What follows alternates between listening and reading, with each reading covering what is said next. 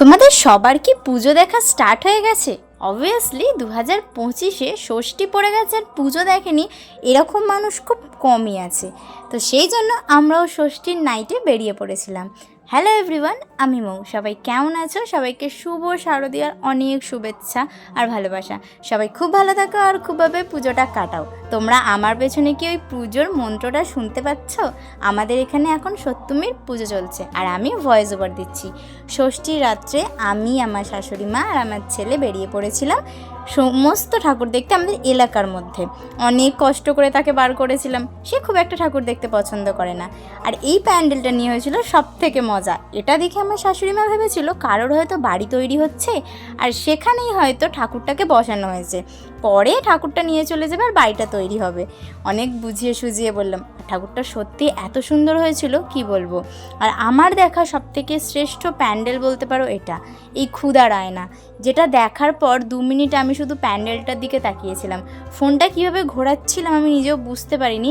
আর এই যে প্রতিমাটা, খাদ্যের অভাব কাকে বলে। আর এটা আমার ছোটোবেলার পুজো, মানে এখানে আমি ছোটোবেলায় পুজো দিতে আসতাম।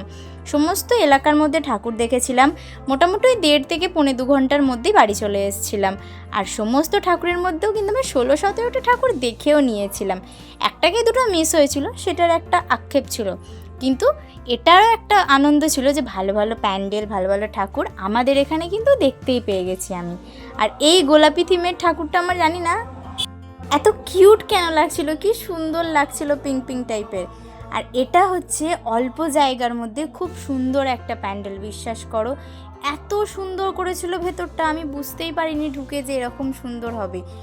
অল্প জায়গা, কিন্তু যখন আমি এই জায়গাটা দেখেছিলাম, মানে বা নর্মাল টাইমে দেখি, তখন কিন্তু দেখে বুঝতেও পারিনি যে এত সুন্দর হতে পারে। চারিদিকে সমস্ত গাছের দেবদেবীর নাম লিখে বসানো হয়েছে। আর এখানে সামনের এই ভুলভুলাইয়া টাইপের জিনিসটা আমার খুব পছন্দ হয়েছিল।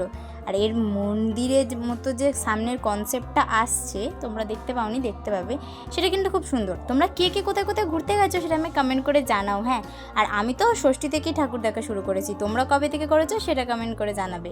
আর এটা হচ্ছে আমাদের বাড়ির কাজের ছোঁয়া, মানে এটার মধ্যে আছে আমাদের বাড়ির মেয়ে একজন, যার এই যে কুলোগুলো আঁকা, সেটার জন্য আমি এই ঠাকুরটা দেখতে গেছিলাম। আর লাস্ট ওয়ান আমাদের হরিসেবার ঠাকুর।